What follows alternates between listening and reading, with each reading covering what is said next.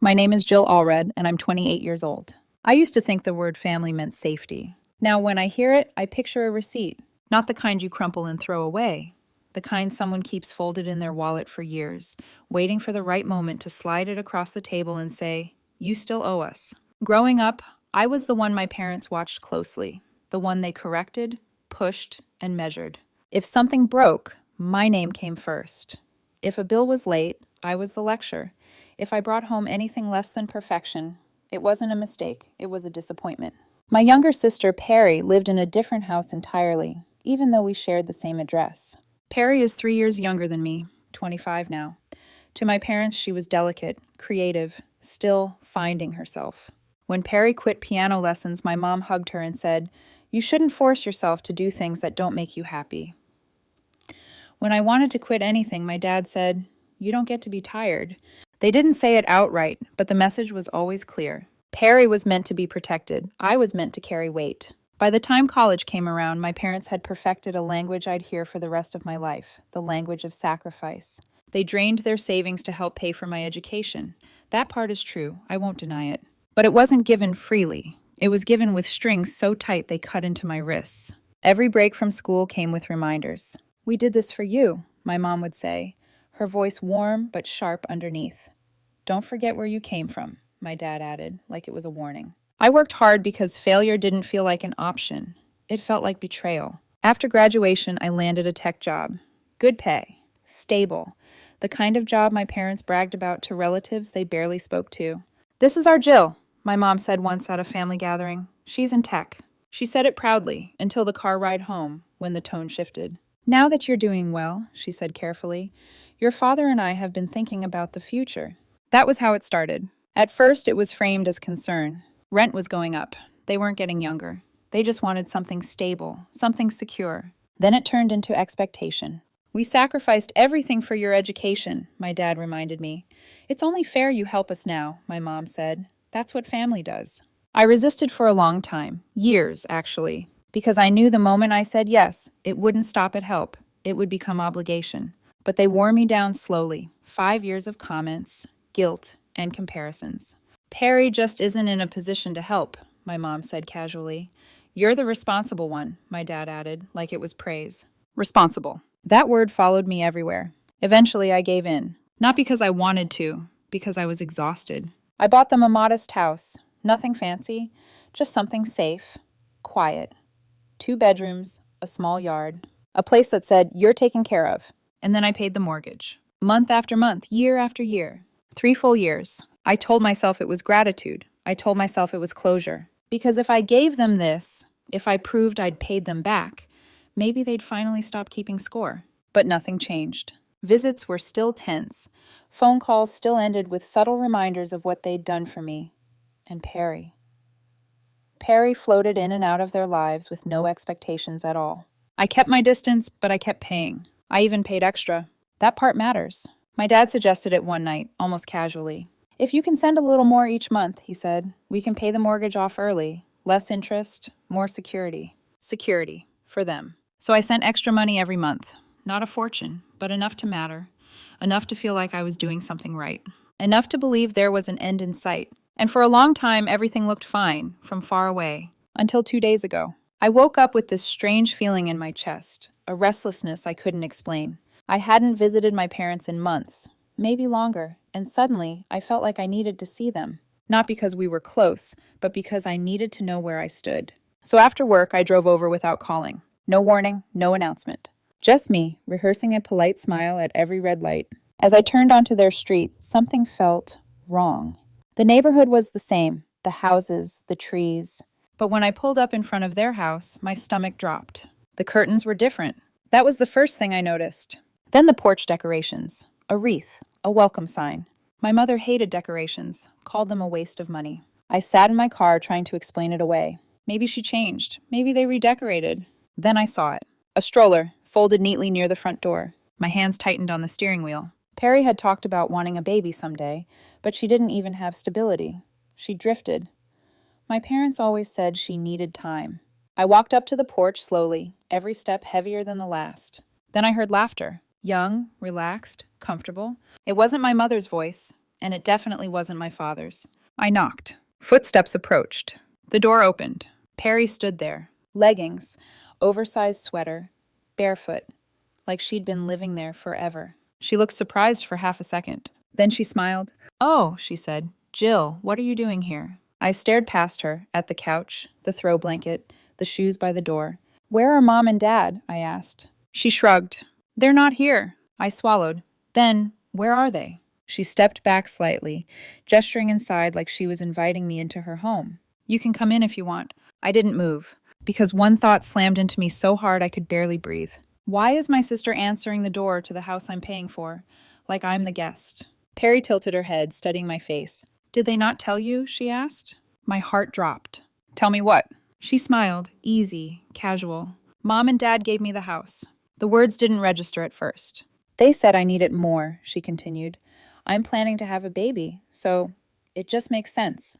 I stood there frozen, because suddenly a worse question surfaced. If they gave her the house, then where have they been living? And the most terrifying part? Perry looked at me like she'd been waiting for this moment, like she knew exactly how much it was going to hurt. I don't remember stepping inside the house. I just remember standing there 1 second, and the next I was in the living room, staring at furniture I didn't recognize, photos that didn't include me, a life that had rearranged itself without my consent.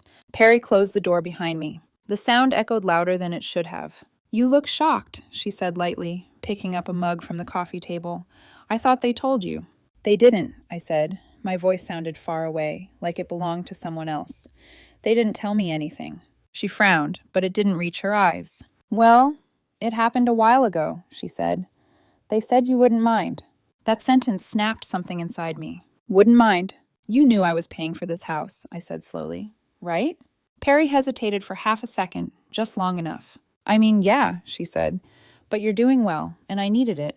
Needed it. The room felt smaller, hotter. "And where are Mom and Dad?" I asked again. "You said they're not here." She shrugged, sipping her coffee. "They moved out." My stomach dropped. "Moved out," I repeated. "Where?" "An apartment, closer to Dad's work." An apartment. While I was paying for this. I felt dizzy, like the ground had shifted under me and I hadn't caught up yet. "So let me get this straight," I said, my voice shaking despite my effort to control it. "I buy them a house. I pay the mortgage for 3 years. I send extra money every month. And at some point, they decide to just give it to you?" Perry sighed like I was being dramatic. "They said it was fair," she replied. "You already got so much from them. College, support. They said this was balancing things out." Balancing things out. I laughed once, short and sharp. "Do you know how much I've paid for this house?" I asked. She shrugged again. "I don't know. A lot?" My hands clenched into fists. "And you didn't think maybe I should be included in that decision?" I said. Perry set her mug down, her tone shifting. "Why are you making this such a big deal?" she snapped. "It's just a house." Just a house. The words rang in my ears as I turned and walked back out the door. I couldn't breathe in that space anymore, not with my name erased from it. I drove straight to my parents' apartment. I didn't call ahead. I didn't want excuses, I wanted answers. The elevator ride felt endless. My heart pounded with every floor number lighting up. When I knocked, my father answered. He looked startled, then relieved, then cautious. "Jill," he said, "what are you doing here?" I stepped past him without asking. My mother was sitting at the small kitchen table, folding laundry. She looked up and smiled. "Oh, honey," she said, "you should have called." I turned to face them both. "Why is Perry living in the house I'm paying for?" Silence. The kind that screams. My father rubbed his face. My mother exhaled slowly, like she'd been preparing for this moment. "We were going to tell you," she said. "When?" I demanded. "Soon," my father added quickly. "We just didn't want to upset you." I laughed again, this time bitter. "You gave my house to Perry," I said. "You didn't want to upset me?" My mother's expression hardened. "Jill, you're doing well," she said. "You have a good job, a good life. Perry needs stability." "So you decided to take it from me?" "We didn't take anything," my father said defensively. "The house was always meant to stay in the family." "I am the family," I said. They exchanged a look. That look, the one that said they'd already agreed on the story. "You wouldn't understand," my mother said softly. "You've always been strong. Perry isn't." Strong. There it was again. The excuse they'd used my entire life. I took a breath, trying to steady myself. "And the extra money?" I asked. "The money I sent every month to pay down the mortgage faster. Where did that go?" My father froze. Just for a second. But it was enough. What extra money? My mother asked. My eyes stayed on him. The extra payments, I said. You suggested them. My father cleared his throat. Well, things have been expensive, he said carefully. What does that mean? I asked. He didn't answer. My mother looked between us, confused. Tell her, I said. Finally, my father sighed. I used some of it, he admitted, for rent. The room went silent. For rent, I repeated. For this apartment, he said. We needed flexibility. My hands started shaking. So the money I thought was paying down the mortgage, I said slowly, was actually paying for you to live somewhere else, while my sister lived in the house? My father nodded. It wasn't like that. It was exactly like that, I cut in. My mother stood abruptly. We paid for your college, she snapped. We sacrificed everything for you. This is nothing compared to that. Nothing. I felt something settle inside me then. Something cold, clear. How much did my education cost? I asked. They hesitated. About $40,000, my father said. I nodded. I've paid over $50,000 toward that mortgage, I said, and that's not counting the extra money you pocketed. My mother scoffed. You're being ungrateful. That was the moment I knew. They didn't feel bad. They felt wronged. You gave the house to Perry, I said calmly, so Perry can pay for it. My father's face changed. You wouldn't, he said. I met his gaze. I already have, I replied. I stood up, walked to the door, and paused. I'm done, I said. No more payments, no more calls, no more guilt. My mother shouted my name as I left. I didn't turn around. That night, I blocked every number. The next day, unknown calls started coming in. I ignored them all. But I knew this wasn't over, because people who feel entitled to your life don't let go quietly. And soon enough, they came to my door. The knocking started 3 days later. Not polite, not hesitant. Angry. I knew it was my father before I even looked through the peephole. His posture, rigid, forward-leaning, was the same one he used whenever he felt disrespected. I didn't open the door right away. I needed one full breath to remind myself I don't owe them access anymore. Then I opened it. What the hell do you think you're doing? He snapped the second he saw me. I'm ending it, I said calmly. He stepped forward, invading my space like he always had. You don't get to do this, he said. You don't get to just walk away from your family. I looked him in the eye. I already did. His face flushed. We paid for your college, he said, louder now. We sacrificed our future so you could have yours. And I repaid you, I said, in full. That's not how it works, he barked. You don't put a price on what parents do. You did, I said quietly. You gave my house to Perry. That stopped him. For half a second, I thought maybe, just maybe, he'd hear me. Then he scoffed. You're successful, he said. You'll recover. Perry has a family to think about. I felt my chest tighten. She's pregnant? I asked. He hesitated. Well, not yet, he admitted, but she will be, soon. So that was it. A future baby, a hypothetical child. That mattered more than the very real money I'd already paid. I'm done, I repeated. You're not getting another dollar from me. He leaned closer, his voice dropping into something dangerous. You'll regret this, he said. Families don't forget betrayal. I smiled. Neither do I. I closed the door. After that, the messages started. Voicemails, texts, emails from addresses I didn't recognize. My mother cried in some, yelled in others. Perry sent messages that made my stomach turn. You're being selfish. You're ruining Mom and Dad's retirement. You promised to help. I didn't reply. Because for the first time, I wasn't reacting. I was choosing. Weeks passed, then months. I stopped sending money. I blocked every new number. I changed my routine. And slowly, something unexpected happened. The noise stopped controlling me. But it didn't stop entirely. Almost a year later, my aunt called from a number I hadn't blocked. I thought you should know, she said cautiously. Your parents are struggling. I said nothing. They're using their savings now, she continued. They tried to get Perry to help with the mortgage. My grip tightened. And? She refused, my aunt said. She said the house was a gift. Of course she did. A few weeks after that, I got the final update. The bank was taking the house. They'd tried everything. Loans, extensions, draining retirement accounts. But it wasn't enough. The house went to auction. And just like that, it was gone. My parents managed to get some money back from the sale, enough to secure a smaller apartment, enough to survive. And suddenly, Perry wasn't the golden child anymore. They cut her off, told her to handle her own life. I didn't feel happy. I felt steady, vindicated, not because they suffered, but because the truth finally stood on its own. I had paid over $52,000 toward that mortgage. My education had cost them about $40,000. The math was done. I owed them nothing. I moved forward, rented a small apartment, saved aggressively, focused on my career. I stayed no contact, until one day, my father showed up again. Older, thinner, not to apologize, to ask for more. Your mother and I need help, he said. Maybe you could buy us another house. I stared at him. You gave the last one to Perry, I said. Ask her. He frowned. She can't. I know, I said. Neither can I. He stayed in the city a few days. Asked me to think about it. I didn't. I left for a work trip. Blocked his number. When I came back, he was gone. I haven't heard from him since. And for the first time in my life, that silence feels like peace. The silence after my father disappeared should have felt empty. Instead, it felt clean. No buzzing phone. No guilt-laced voicemails. No last-minute emergencies designed to pull me back into the role I'd played my entire life. For the first time, my money stayed where I put it. I rented a small apartment, nothing fancy, just a place where every bill had my name on it and every decision was mine. I set up automatic transfers to my savings account and treated them like sacred appointments I couldn't cancel. Some nights I lay awake replaying everything.